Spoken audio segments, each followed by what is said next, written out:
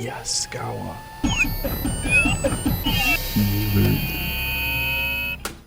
You're watching the IEC 61131 Basics video tutorial series, and IEC 61131 variables are the topic of discussion in this video.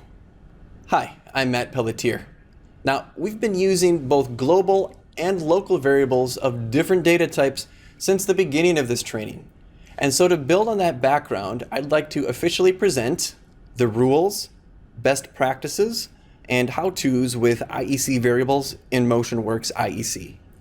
So let's begin with the name rules for IEC 61131-3 variables.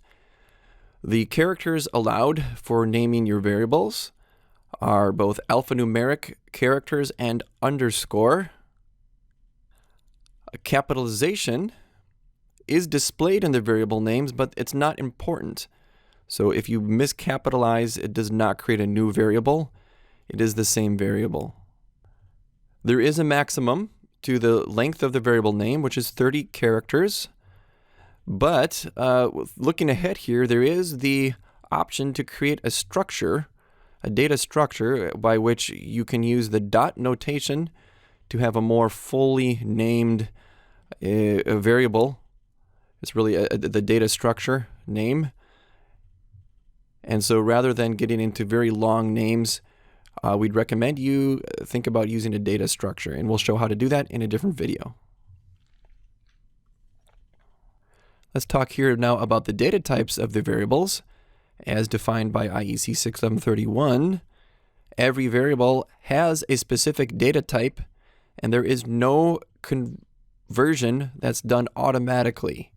All conversion should be shown in the code, and you'd see these type of functions such as int to lreal, and this is something that we already put into place. If you remember to the one of the first videos we have here, is we converted the number of cars to lreal from the integer g number of cars, converted it to lreal in order to get a 3.0 cars. The edit wizard has a special group for all of the possible combinations back and forth between the different data types. Now for literals and keywords, first we have literals, which, unlike a variable, cannot change the value while the code is running. A literal is a constant value, and it can be given in this way. You give the data type, pound, and then a valid data. So here's a few examples. Real pound 1.0. By the way, never an implied decimal point with real or lreal values. There always must be a decimal point and some data after the decimal point. Integers, int pound 3, that's the literal. You would never have a decimal point in an integer. And time is special also. There's time pound 2s. With time, there has to be a unit indicator after the value. Keywords are also indicated. Special words like case, else, if, for, while. These are special words which may not be used by variables, and they're listed in the edit wizard under keywords and really only apply to structured text POUs. So here back in the project, how about I will close the resource, leave debug mode. And one of my POUs was the money POU. And we could get fancy in here and go to the keywords. A lot of times people ask, well, how do I do an if statement or an else statement or a case statement? It's really easy. Just go in here and drag it into a new line. Should hit a new line first. Let me undo that. Make a new line. And you can very easily see the syntax here for this structured text language of how doing if, then, and end if. I'll also take advantage of this opportunity to show that the parentheses star is the comment indicator. And green is usually the color there for the comments.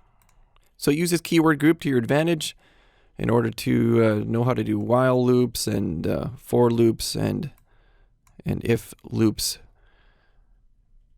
Hopefully it's pretty straightforward if you're familiar with this type of structured text programming. A little bit more now on the use of the underscore character in IEC. We can put it, as I mentioned, into variable names as a separator. It can even be the first character in a variable name in order to use some type of numbering system to your variables. The underscore can also be used as a placeholder within the data. As you can see here, we are separating every 3 digits to make this very clear that this value is 100 million. And likewise, it can be used as a placeholder in literals. In this way, you'll avoid mistakes of missing a 0 or having an extra 0 if you use the underscore to separate zeros appropriately. I would also like to remind you how that every POU has the name of the POU appended with the letter V for what we call the local variable list. The local variable list, you'll have var usage variables and var external usage variables, which point to the global variable with the same name. So here, this is not our example, but we have a gacdec var external pointing to the global variable called gacdec. And here it says var global for the usage. There's a concept in IEC 61131 programming called data encapsulation. And this means that every POU has the complete list of all of its variables and all of its code. So POU number 1 has its code and its variables. POU 2 has its code and variables. And that is what we see in our project. We see code and variables as part of the POU. But we also know that while there is local data and the name can be reused from one POU to another, that can be beneficial in programming, there are other data that should be shared between POUs, and here we're highlighting that. And they would have usage var external, pointing to this global variable list. And then they can read and write, as long as the name matches, read and write between POUs. So here's an example of this variable used in 2 different POUs. We have a variable called gacdec using this function block. It's in the variable list of that POU. It's also in the global list. If you open the another POU, you'd see that same one. It can be used in both. And in our program, we had also used a global variable. A few of them here. One of them was G number of cars, because if you remember, we wanted to have the number of cars calculate the money, the income coming in.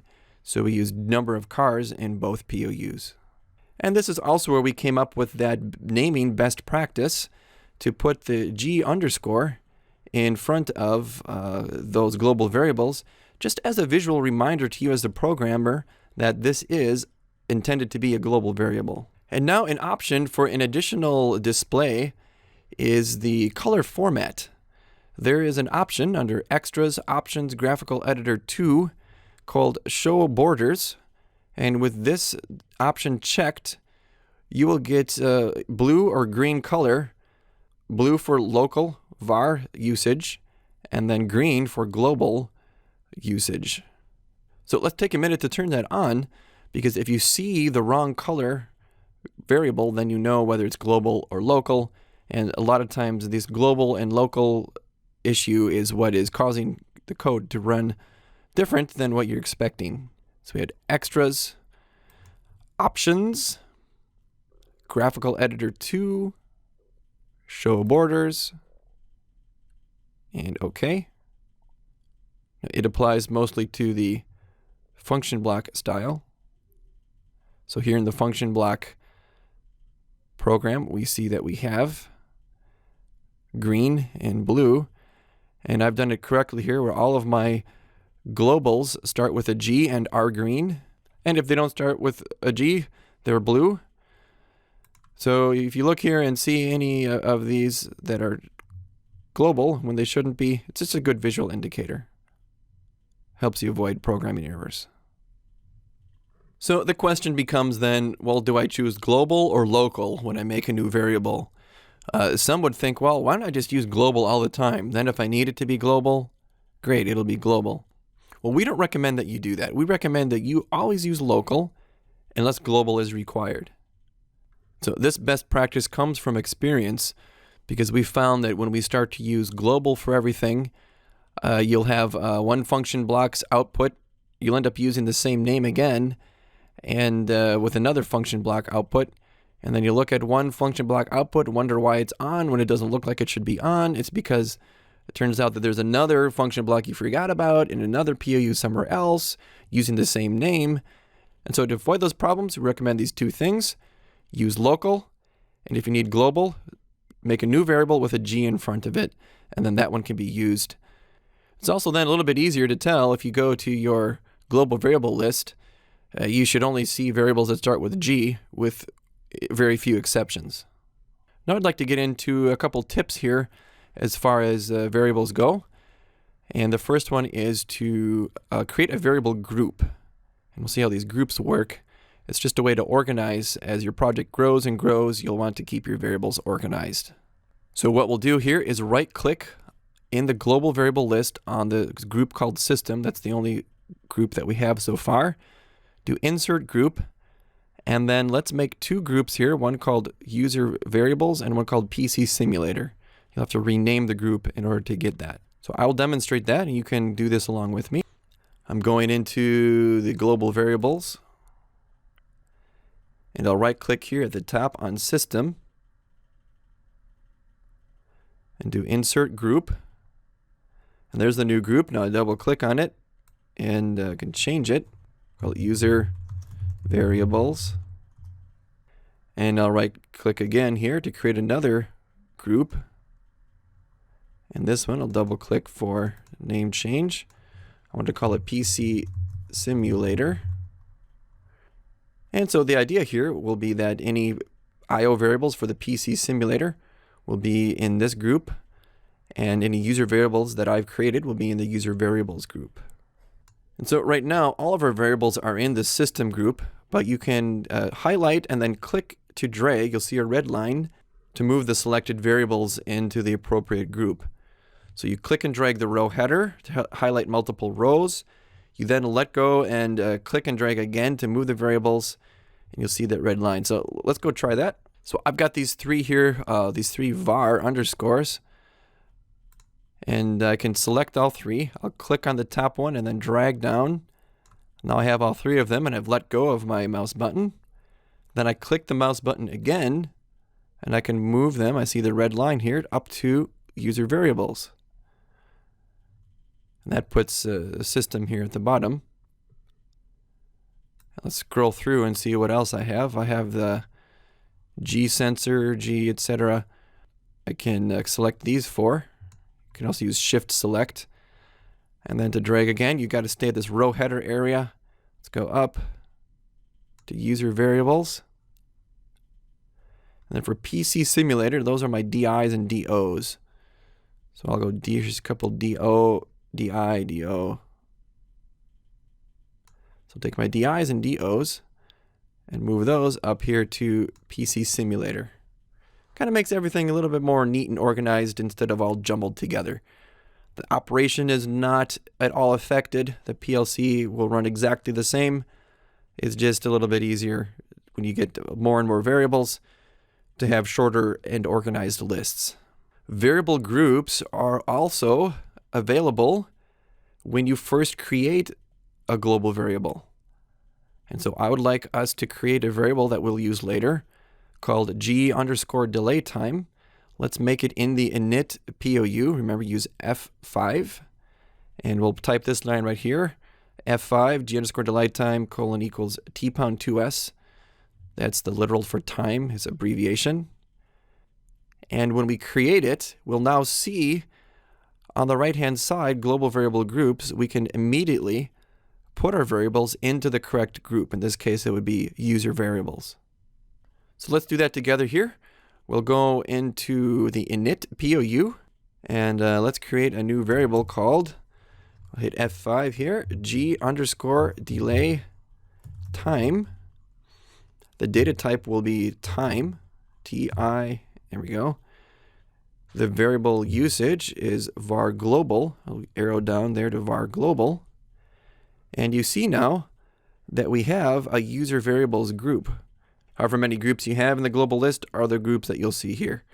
So I can put that as user variables. And then when I click OK, I can even look right away here. It's in the global variable list. G delay time. It's already there. So if you can remember to do that step, you'll save yourself some organizational issues from the beginning. Let's finish off that line in the init. It was G underscore delay time colon equal. And now we're doing T pound 2S. That means 2 seconds is being set as delay time. And we'll have more information on this format when we get into the timer section of this video series. And now, further stressing the idea of organizing your variables, let's see how you can clean up the global variable list. When you're in your global variables, maybe you have other items besides what you see that I have here. And that's okay. We'll show you now how to clean it up. But let me make a mistake first. In the init POU, perhaps you hit F5 and typed something, and then by mistake you clicked enter and you thought, I didn't need that. What did I do that for? You delete it. And then you went and did it properly. But what does that do is in the global list, it gives you that garbage in here. And so now you have a variable that you can tell is wrong, or it doesn't start with G underscore. We know that it's not, therefore, the correct variable. It seems like it's a good idea from time to time to go and delete those. You highlight the row, hit the delete key, and they're gone. Seems straightforward enough, doesn't it? But if you hit make, I've now got an error. You think, well, all I did was to delete a variable. Yeah, all you did was delete a variable, but back in init, when you hit F5, all you did was declare a variable. And when you declare a variable that's global, it puts one in the global list and where else? The local list. So this local list also has a copy of this garbage variable. And so that is exactly what the error will point you to. No matching global variable found. Double click on it, it will open and highlight that for you. And so all you need to do here is to delete those as well. And then your make should be successful. Now, the other mistake that is very common here when you're starting out is that you have unintentionally created maybe all of your variables to be global when you didn't really need them to be. And I will simulate that here. Let's say you had a reset, and when you created it, you had created it as a global without realizing it. And so now that puts into the global variable list this variable called reset. And at this point, now that you have some experience, you're knowing, you know what, I didn't really need that to be global. And so while the code for now does work, you know that you're not following that best practice of making it global only if you need to and of putting G underscore. And so you would just delete it. But then as before, when you do make, there's that missing link here between, it says no matching global variable found for the local copy here in the main POU. The main POU is he's looking for a usage var external. So it's trying to go point over to the global list and see where is a reset variable. It's not there. So to clean these up, you need to click on the usage and manually set it to var. So this will change it from the green var global to the blue var. So this var external is what triggers that green color. So let's leave it at var.